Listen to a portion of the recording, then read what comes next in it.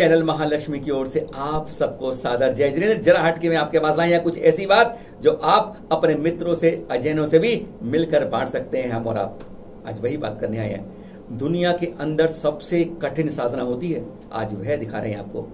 अपने सर के, दाढ़ी के, मूंछ का एक बाल खींच कर देखिएगा, चिल्ला पड़ेंगे, करा उठेंगे तकलीफ के कारण, और कई बार यह बाल तोड़ जैसी बीमारी में बदल जाता है। लेकिन जो एक जैन संत के रूप में बढ़ता है, आचार्य, उपाध्याय, मुनि, एलक, आरिकाएं, यानी इसके अंदर, और कुछ शुल्लक, शुल्लिकाएं और ब्रह्मचारी तक, यह केशलोच कहते हैं जिसे, यानी अपनी पंचमुष्टि हाथों से या किसी के साथ मिलकर केवल हाथों के माध्यम से अपने सिर, मूंछ और दाढ़ी के बाल को उखाड़ फेंकना। जैसे किसान है ना, खेत से खरपतवार निकालता है, कैसे उखाड़ता है वो, बिल्कुल वैसे ही अपने सर को समझ लेते हैं, दाढ़ी को समझ लेते हैं, मूंछ को समझ लेते हैं। आसान नहीं है, कहना बहुत आसान है, एक बार करके देखिएगा। सबसे कठिन साधना है और एक बार करने के बाद अनवरत की जाती है 2 से 4 महीने के बीच में दिगंबर संतों के द्वारा। इतनी कठिन साधना कहीं भी किसी जगह नहीं मिलेगी आपको। कब करते हैं, कैसे करते हैं, क्यों करते हैं, आज के इस एपिसोड में एक्सक्लूसिव रूप में आपको यही दिखाने आए हैं। संतों से सुनाने आए हैं और संतों के दिखाने आए हैं आपको आज केशलोच, सबसे कठिन साधना जैन संत की। एक बाल टूटते ही जहां हम करा उठते हैं, बाल तोड़ हमें बीमार कर देता है, वहीं जैन साधु साधियों की उत्कृष्ट और कठिन साधना का प्रतीक है केशलोच। दीक्षा की दहलीज पर कदम रखने से पहले ही शुरू हो जाती है कड़ी परीक्षा। जी हां, सिर, दाढ़ी, मूंछ के बालों का मुंडन कैंची उस्त्रे से नहीं, हाथों से स्वयं या दूसरे के द्वारा खींच कर उखाड़ देना शरीर की सुंदरता के मोह को एकदम खत्म कर देना और आत्मा की सुंदरता को निखार लेना। शरीर की जगह आत्मा से प्रेम है यह अति कष्टदायक क्रिया केवल शरीर के प्रति अपने ममत्व का त्याग और हंसते हंसते इसका निर्वहन करते हैं। देख ही रहे हैं आज हम और आप। दिगंबर साधुओं के 28 मूल गुणों में अनिवार्य है, हाँ यह भी एक मूल गुण है, 5 महाव्रत, 5 समिति, 5 इंद्रियों पर नियंत्रण, 6 आवश्यक कर्तव्यों के साथ 7 नियम, जिसमें एक है पंचमुष्टि केशलोच। हर 2 से 4 माह में यह क्रिया पूरी होती है और यह पूरे जीवन अनवरत चलती है। जरा सुनिए, हम सुनते हैं समता सागर जी महाराज से, वे क्या कहते हैं केशलोच को कब जघन्य, मध्यम या उत्तम रूप में करते हैं। मुनिराज के केशलोचों की व्यवस्था में 2 माह से लेकर के 4 माह तक के बीच में आप कभी भी करो। 2 माह पूरा हो गया कर लो, 2.5-3 में कर लो, 3.5 में कर लो, 4 में करना ही पड़ेगा, 4 में करना ही पड़ेगा। 2 माह से लेकर के 4 माह, 2 माह उत्कृष्ट, 3 माह मध्यम, 4 माह जघन्य, जो भी अनुकूलता बनती कर सकते हैं। हाँ, यहाँ आप देख रहे हैं आचार्य श्री ज्ञान सागर जी को केशलोच करते हुए।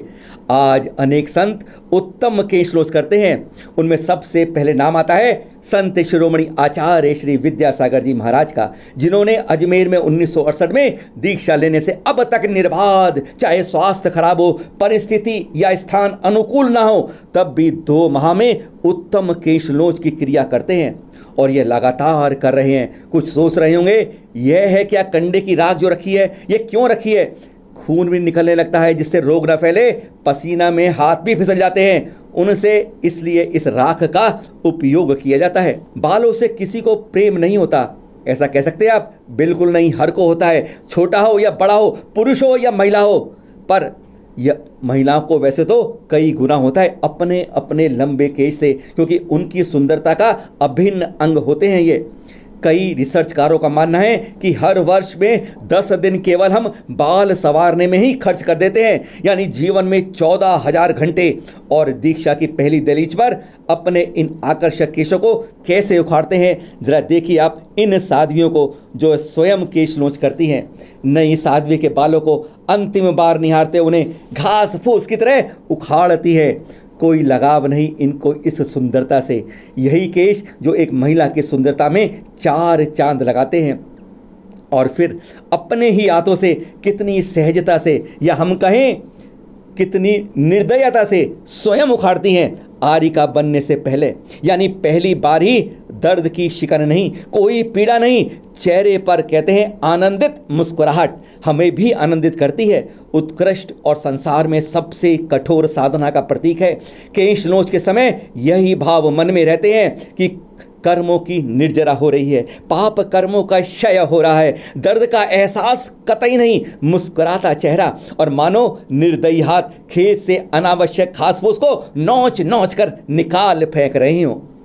आचार्य श्री सुनील सागर जी को देखिए, सिर दाढ़ी मूछ हर से हर बाल पकड़ना और खुद उखाड़ फेंकना कितनी निर्दयता से। तो घास फूस भी शायद किसान नहीं निकालता होगा अपने खेत से। दर्द तो इनके बढ़ते हाथों को देखकर जैसे स्वयं ही 9-11 हो जाता है। आचार्य, एलाचार्य, बालाचार्य, उपाध्याय, मुनि, एलक आदि का सभी केश नोच करते हैं। कुछ तो शुल्लक शुल्लिका ब्रह्मचारी भी इसी शरीर के प्रति ममत्व को त्यागने के लिए केश नोच करते हैं। धन्य हैं आप सब, नमन है आप सबको। उपकारी है, देख जगत भी कांप उठा, मुनिवर की महिमा न्यारी है। देख जगत भी कांप उठा, मुनिवर की महिमा न्यारी है। दीक्षा के समय जीवन भर 2 से 4 माह में केश नोच है।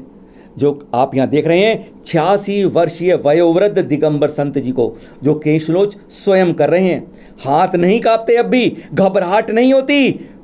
कुछ यह कहते हैं कि यह शरीर को कष्ट देना है, नहीं, बिल्कुल नहीं। यह तो शरीर की उत्कृष्ट साधना शक्ति का परिमाण है, परीक्षण है।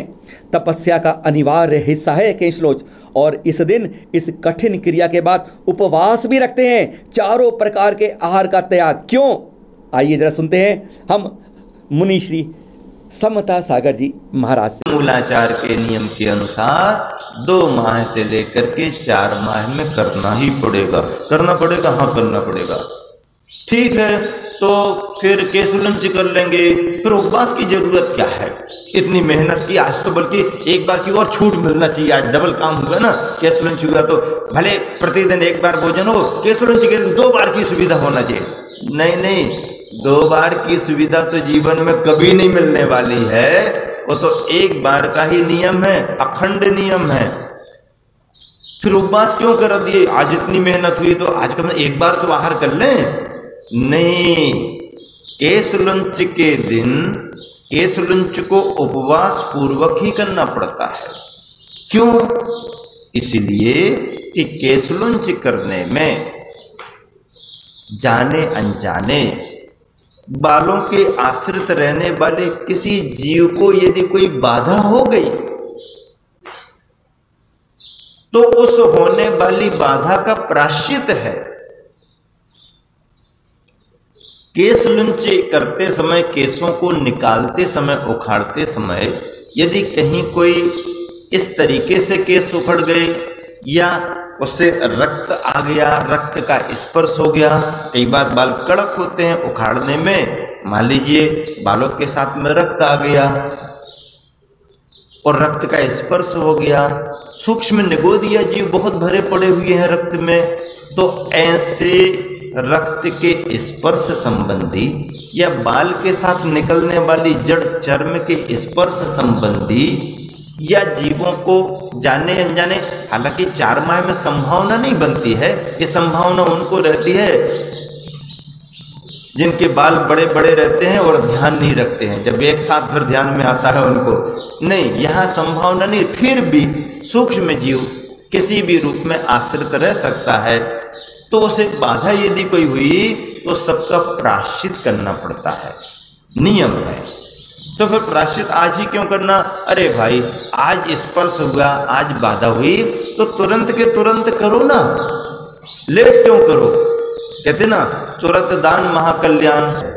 इस तरह केशलंच का भी प्रायश्चित का उपवास तुरंत ही कर लो। नहीं, आज आहार कर लें, अगले दिन उपवास कर लें, 1 सप्ताह के अंदर कभी भी उपवास कर लें तो फिर जमेगा नहीं, वो तो उपवास करना ही पड़ेगा, नियम है। और इस तरह का नियम चतुर्थ काल से लेकर के इस कलिकाल पंचम काल में अभी तक पलता आ रहा है और आगे भी ऐसा नियम और ऐसी मुनियों की चर्या चलती रहेगी। ऐसे पलों को देख हम श्रावक भी आत्म विभोर हो जाते हैं। धन्य है ऐसे साधु साधियों की उत्कृष्ट साधना। खेतों में भी मानो खर पतवार उग गई है और किसान ने कर दिया उसे उखाड़ कर बिल्कुल साफ। हम में से कुछ इसे सरल साधना समझने का भ्रम पाल लेते हैं। तो चलो जरा एक बार सिर का या मुंह से दाढ़ी का उखाड़ कर तो देखिए। दिगंबर संतों की चर्या की महानता अपने आप समझ आ जाएगी। अपने ऊपर आत्म नियंत्रण की यह उत्कृष्ट पराकाष्ठा, अपनी इंद्रियों पर उत्कृष्ट विजय, यह तन को कष्ट देने की नहीं बल्कि स्वयं की सामर्थ्य एवं आत्मनियंत्रण, आत्मबल का जांचने का मनोवैज्ञानिक थर्मामीटर है।